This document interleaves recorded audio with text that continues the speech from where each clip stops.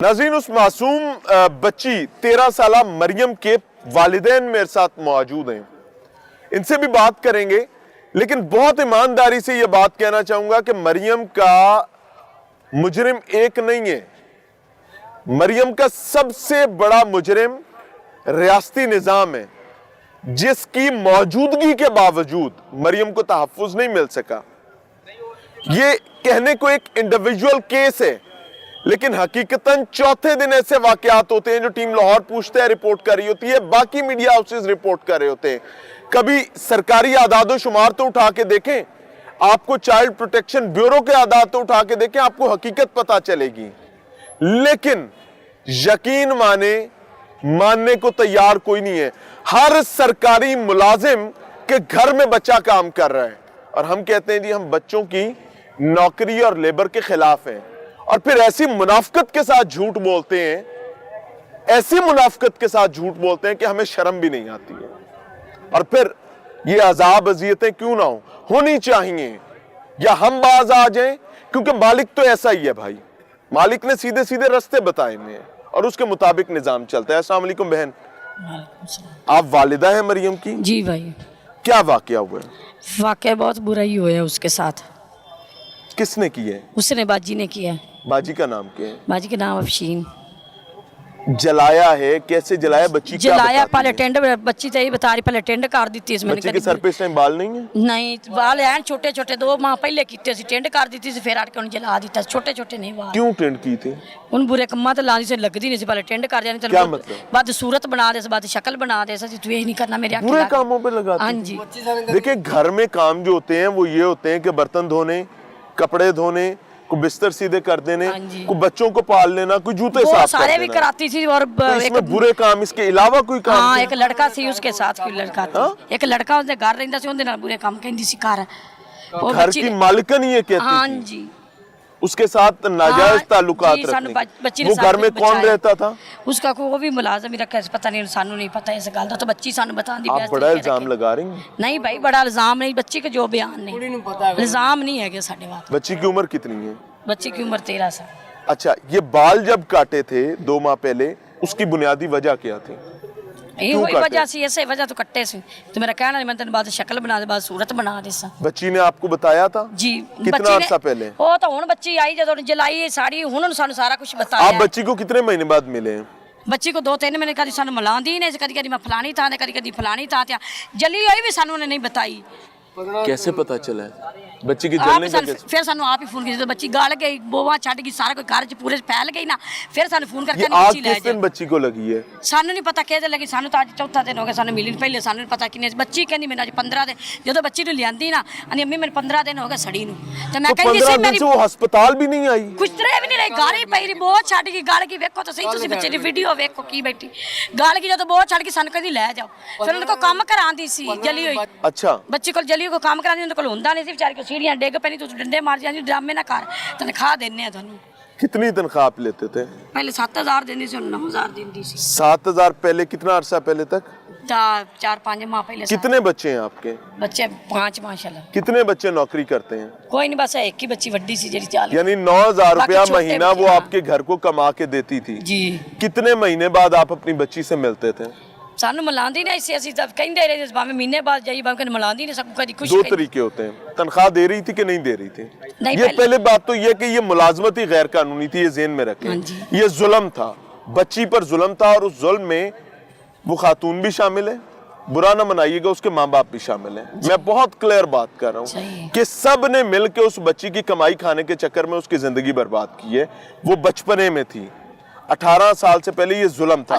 मेरा सवाल ये है कि आपको तनख्वाह दे रही थी, आपको तनख्वाह कितने अरसे बाद मिलती? 8-9 महीने को नहीं दिती है, 9 महीने पिछले 9 महीने से कोई तनख्वाह नहीं मिली। आपकी बच्ची ने आपसे मिली नहीं? नहीं। बच्ची की तनख्वाह नहीं आई? नहीं। आपने पुलिस में रिपोर्ट की? नहीं, सानू 9 महीने नहीं मिली सी। हुण जदों जली उदों नहीं सानू दस्सा सी। तनख्वाह कितने महीने से बंद थी? ये 9 महीने सानू नहीं दिती। अभी आपको पिछले 9 महीने का कोई पैसा नहीं मिला? आपने पुलिस को इतला दी कि हमारी बच्ची एक ऐसी जगह पर है जहां से नाम में तनख्वाह मिल रही है और बच्ची नहीं भी भाई गैर कानूनी ਸਾਨੂੰ ਇਹ हिरासत में ਕਹਿੰਦੀ है? ਸੀ ਸਾਨੂੰ 2-3 ਮਾਹ ਪਹਿਲੇ ਮਿਲੀ ਸੀ 2-3 ਮਾਹ ਹੋ ਗਏ ਸਨ ਜੀ ਸਾਨੂੰ ਕਹਿੰਦੀ ਸੀ ਇਹਦੀ ਕਮੇਟੀ ਡਾਲ ਲਾਂਗੀ ਜਵਾਨ ਬੱਚੀ ਹੁੰਦੀ ਪਈ ਹੈ ਸ਼ਾਦੀ ਜੀ, ਕਰਾ ਸ਼ਾਦੀ ਦਿਆਂਗੀ। ਕਰਾ ਦੇ ਇੰਜ ਸਾਨੂੰ ਕਹਿੰਦੀ ਸੀ ਬਲੈਕ ਮੇਲ ਅਸੀਂ ਵੀ ਕਹਿੰਦੇ ਚਲੋ ਤੁਸੀਂ ਉਸ ਗੱਲ ਤੇ ਸੁਣ ਕੇ ਕੋਈ नहीं ब्याह तो हो ही जाएगा, ब्याह ਬੱਚੀ ਤੇ ਤਾਂ जोगा काम ਕਰਨਾ होगा। ਤਾਂ ਸੀ ਹੈ ही। अच्छा, गरीब बंदे के ना बड़े मसले हैं। रियासत का काम होता है एजुकेट करना, तालीम देना, लेकिन रियासत तो रियासती इदारे स्पेसिफिकली सुमन बुकमुन उमयुन, तो जब रियासती इदारे ही गूंगे बहरे अंधे हैं, बड़ी माजरत के साथ, और मेरी ये माजरत सिर्फ इस वजह से है कि आपको शायद काम करने पर आप आमादा हो जाएं, अदरवाइज आपको मेरी बात बुरी लगनी चाहिए। मेरी बात बुरी लगेगी, आपको वो एहसास होगा कि जब बिल्ली के पांव जलते हैं तो वो क्या करती है, तो ही शायद आप काम की तरफ माइल हो। ये सब लोगों ने मिलकर बच्ची को बर्बाद की है, और ये एक बच्ची नहीं है, ये कई बच्चियां हैं जो इस वक्त भी बचाई जा सकती हैं।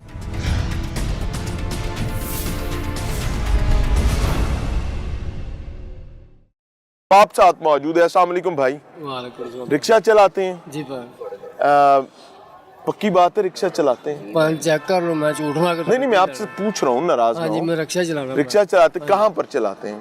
पान से बत्ती जाऊँ ये बच्ची कितना साल पहले आपने मुलाजमत पे इस घर में भेजी थी? पान 1.5 साल हो गए छड़ी से ज़्यादा छड़ी से किराए तो रहते सी तो बड़े मजबूर है लाट टैट हो बच्ची गई। की वालदा बता रही है कि वो खातून जिसके घर में बच्ची मुलाजमत करती थी, वो घरेलू काम के अलावा जिनसे ताल्लुकात मर्दों के साथ रखने की भी तालीम दिया करती थी। क्या ये सही बात है, गलत बात है? एक बात ਜਿਹੜੀ ਹੈਗੀ ਨਾ ਉਹ ਮੈਨੂੰ ਪਤਾ ਇਹ ਚੀਜ਼ ਦਾ ਨਾ ਮੈਨੂੰ ਪਤਾ ਇਹ ਸਾਨੂੰ ਬੱਚੀ ਨੇ ਬਿਆਨ ਦਿੱਤੇ ਤੇ ਜਿਹੜਾ कब बताया बच्ची ने? ਬੱਚੀ ਨੇ ਪਾਣ ਸਾਨੂੰ ਜਦੋਂ ਸਾਨੂੰ ਮਿਲੀ ਉਹ ਤੋਂ ਬਾਅਦ ਉਹਨੂੰ ਪਤਾ ਅਭੀ?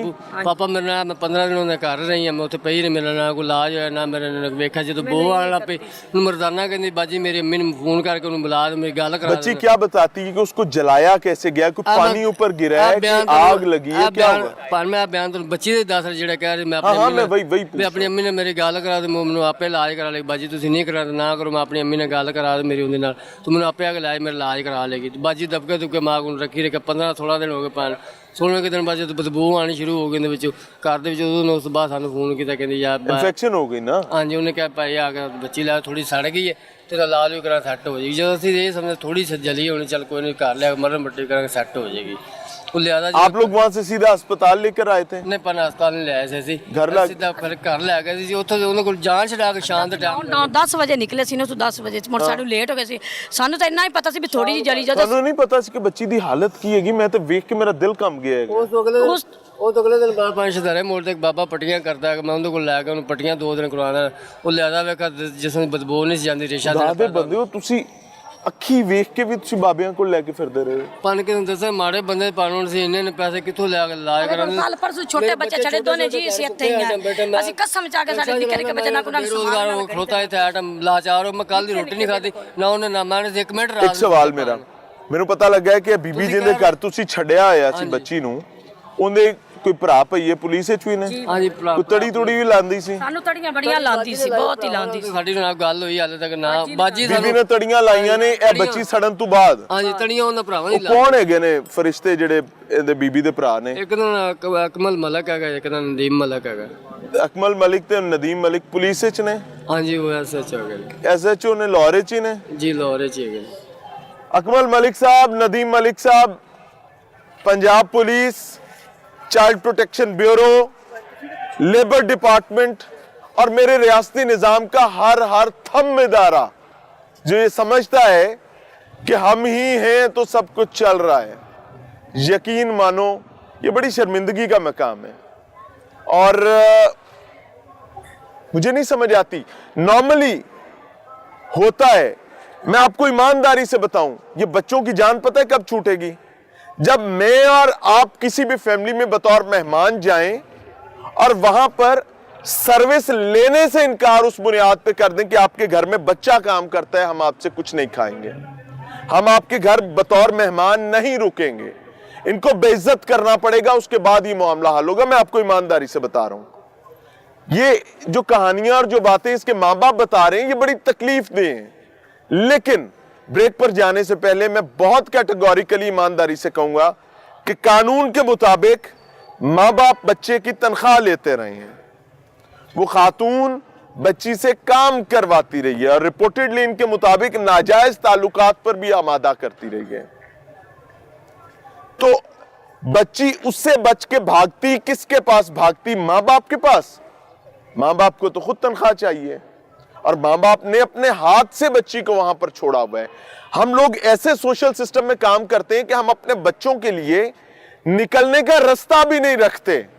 उनका सबसे महबूब प्यारा जिगरी रिश्ता जो है वो आगे इस तरह दरबान बन के खड़ा होता है कि निकल के दिखा, मुझे तनख्वाह चाहिए, तू काम करेगा, तुझे मैंने पैदा किया था, अब तुझे पालना है, तेरी जेब से पालना है, तू कमा के देगा या देगी तो तेरी शादी करनी है। यह बदकिस्मती है। और रियासती इदारों के सरबराह, मेरे सियासतदान सब ये कहते हैं कि all is well, we are doing very good, हम जैसी तो कौम पूरी ये दुनिया में कोई नहीं है। हमें अब इस झूठ से निकलने की जरूरत है।